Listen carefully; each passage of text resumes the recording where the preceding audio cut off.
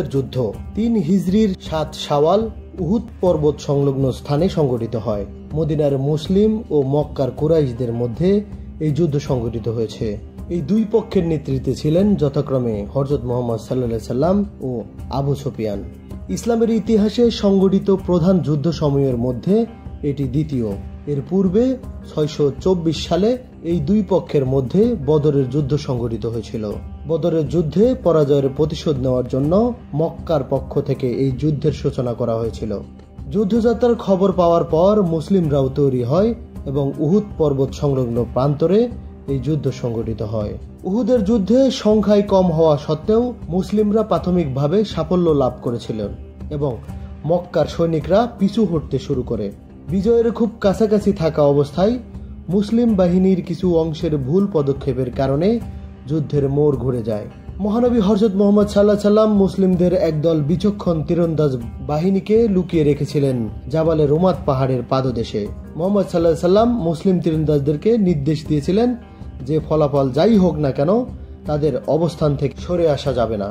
কিন্তু তারা অবস্থান ত্যাগ করার পর মক্কার বাহিনীর অন্যতম সেনাপতি খালিদ বিন ওয়ালিদ মুসলিমদের উপর আক্রমণের সুযোগ পান। ফলে মুসলিমদের মধ্যে বিশৃঙ্খলা তৈরি হয়। এ সময় অনেক মুসলিম সেনা নিহত হয়।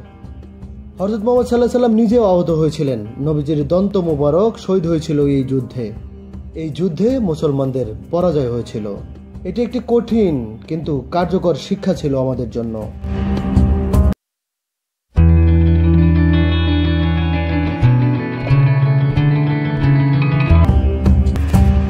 সফরসঙ্গী দেশ বিদেশের ভ্রমণ তথ্য নিয়ে ব্যতিক্রমধর্মী ট্রাভেল ফিল্ম বানায়। তাই সবার আগে সহজে সংক্ষেপে সব তথ্য একসাথে জানার জন্য চ্যানেলটি সাবস্ক্রাইব করুন।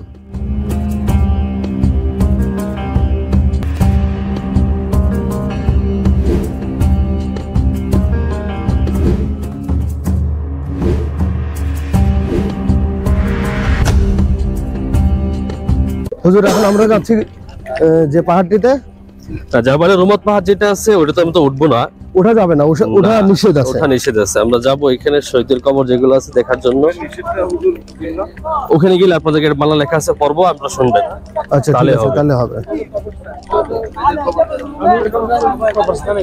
হ্যাঁ, দেখাই দিচ্ছি আপনাদেরকে, একসাথে সব দেখাই দিচ্ছি। এখানে শহীদ হয়েছিল না? হ্যাঁ হ্যাঁ, আমি দেখাই দিচ্ছি একসাথে সম্মিলিত হবে। না না, অনেক লড়াই হলো। আসেন আগে পাঁচটা আপনাদেরকে শহীদের কবরগুলো দেখাই দিই, তারপরে বাংলা লেখাগুলো পড়তেছি। এই যে উহুদ যখন যুদ্ধ হয়, উহুদ যুদ্ধের পরে সাহাবায়ে কেরামদের চিহ্ন পাওয়া যায় নাই, তাদের কোনো চেহারা মোবারকের চিহ্ন পাওয়া যায় নাই। চিহ্ন না পাওয়ার কারণে 67 অর্থাৎ 67 জন সাহাবীদেরকে একসাথে গণকবর দিছে। এই ছোট বাউন্ডারি যেটা আছে, ছোট বাউন্ডারি দেখছেন, এই ছোট বাউন্ডারির ভিতরে 67 অর্থাৎ 67 জন সাহাবীদের কবর একসাথে গণকবর সারিবদ্ধ ভাবে কবর দিতে পারে নাই, তাদেরকে চিহ্নিত করতে পারে নাই। এই জন্য 67 জন সাহাবীর কবর হচ্ছে এখানে। আর এই যে হাতের ডান পাশে ওই যে এখানে দেখছেন 3টা কবর ওইখানে, একটা হচ্ছে আমির হামজা রাদিয়াল্লাহু তাআলা আনহু, মুসআব ইবনে উমাইর, আব্দুল্লাহ বিন জাহাশ, 3 জন সাহাবী হচ্ছে ওইখানে। আর বাকি 67 জন হচ্ছে এখানে, টোটাল 70 জন সাহাবী। আর বাইরে যেগুলো আছে এগুলো খালি এমনি। কিয়ামত কায়েম হওয়ার পর্যন্ত এখানে আর কাউকে কবর দিবে না, এখানেই থাকবে। এই 70 জন সাহাবীর এখানেই থাকবে। আমির হামজা, মুসআব ইবনে উমাইর, আব্দুল্লাহ বিন জাহাশ, মুসআব ইবনে উমাইর, আব্দুল্লাহ বিন জাহাশ। এখন আপনাদেরকে একটু বাংলা লেখা আছে, বাংলা লেখা। তাহলে এই কবরস্থানের নাম কি হলো? নাম আছে কোন আলাদা? না না, শুহাদা উহুদ। আচ্ছা, শুহাদা মানে উহুদের মধ্যে শহীদ হয়েছে, শহীদদের কবর। শুহাদা উহুদ, উমাইর আরেকজন আব্দুল্লাহ বিন জাহাশ, আব্দুল্লাহ বিন জাহাশ। এই যে এখানে দ্বারা দেখতে পারবেন, এই যে লেখা আছে এখানে কতিপয় দিক নির্দেশনা। রাসূল সাল্লাল্লাহু আলাইহি ওয়াসাল্লামের সুন্নাত পালনার্থে কবর জিয়ারত করা বৈধ করা হয়েছে। এটা হচ্ছে তাদের আরবি ভাষা, সৌদি আরবের আরবি ভাষাকে ব্যক্ত করে বাংলা ভাষায় লিখে দেওয়া হয়েছে যে রাসূল সাল্লাল্লাহু আলাইহি ওয়াসাল্লামের সুন্নাত পালনার্থে কবর জিয়ারত বৈধ করা হয়েছে, তবে কোনো কবর মাজার জিয়ারতকে কেন্দ্র করে কোথাও ভ্রমণ করা বৈধ নয়। কথা বুঝতে পারছেন? 2 নম্বর লেখা আছে দুটি উদ্দেশ্যে কবর জিয়ারত বৈধ করা হয়েছে। ক, কবরবাসীর জন্য মহান আল্লাহর নিকট শান্তি কামনা করা এবং তাদের জন্য দোয়া প্রার্থনা করা। রাসূল সাল্লাল্লাহু আলাইহি ওয়াসাল্লাম কবর জিয়ারতের সময় বলতেন, আমরা সমস্ত সাহাবায়ে কেরামদেরকে একসাথে সালাম পেশ করব। আমি সালাম পেশ করব, আমার সাথে সবাই সালাম পেশ করবেন। আসসালামু আলাইকুম। আসসালামু আলাইকুম। আহলাদ দিয়ারি আহলাদ দিয়ারি মিনাল মুমিনিনা ওয়াল মুসলিমিন ওয়া ইন্না ইনশাআল্লাহু লা আহিকুনা আসআলুল্লাহ লানা ওয়া লাকুমুল আফিয়া।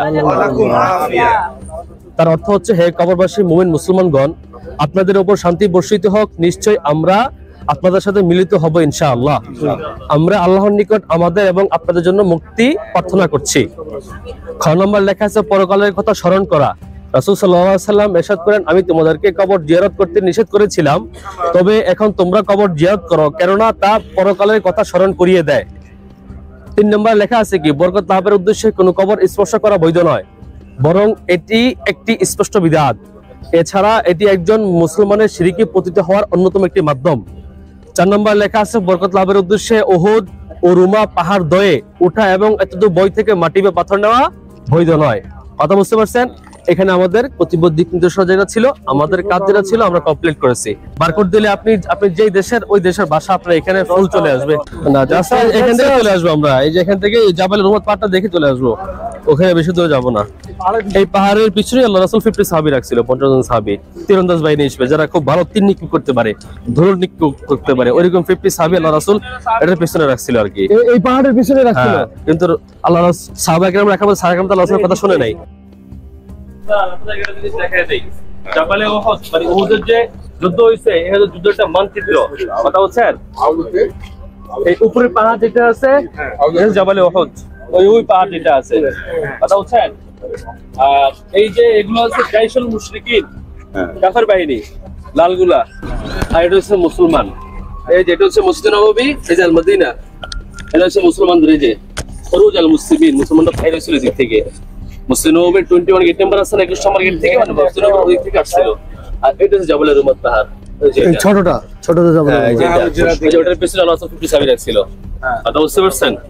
এটা হচ্ছে মুসলমান বাহিনী, মুসলমান সংখ্যা ছিল কম, মুসলমান, আর এটা হচ্ছে কাফের বাহিনী। যেটা কাফের তো বিশাল বাহিনী। এই যে লেখা আছে খালিদ বিন ওয়ালিদ।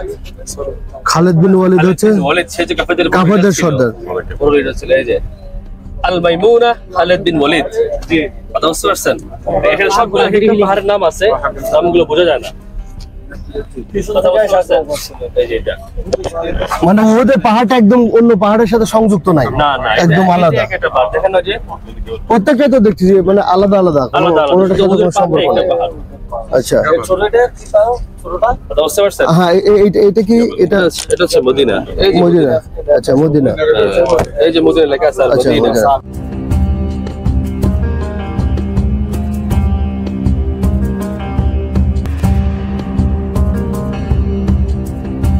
বন্ধুরা, এই উহুদ পাহাড়কে জান্নাতি পাহাড় বলা হয়। মহানবী সাল্লাল্লাহু আলাইহি সাল্লাম এই উহুদ পাহাড়ের ফজিলত বর্ণনা করতে গিয়ে বলেছেন, যদি কোনোদিন এই মদিনাবাসী অভাবে পড়ে, তখন এই উহুদ পাহাড় পুরোটাই স্বর্ণে পরিণত হবে। সুবহানাল্লাহ। বন্ধুরা, বুঝতে কি পারছেন যে এই উহুদ পাহাড়ের কতটুকু ফজিলত রয়েছে? এই পাহাড়টি নবী করিম সাল্লাল্লাহু আলাইহি সাল্লামের কাছে কতটুকু প্রিয় এবং মদিনাবাসীর জন্য কত বড় আশীর্বাদ। বন্ধুরা, কেমন লেগেছে এই ভিডিও অবশ্যই কমেন্ট করে জানাবেন। ভালো লাগলে শেয়ার করে অন্যকে দেখার সুযোগ করে দেবেন।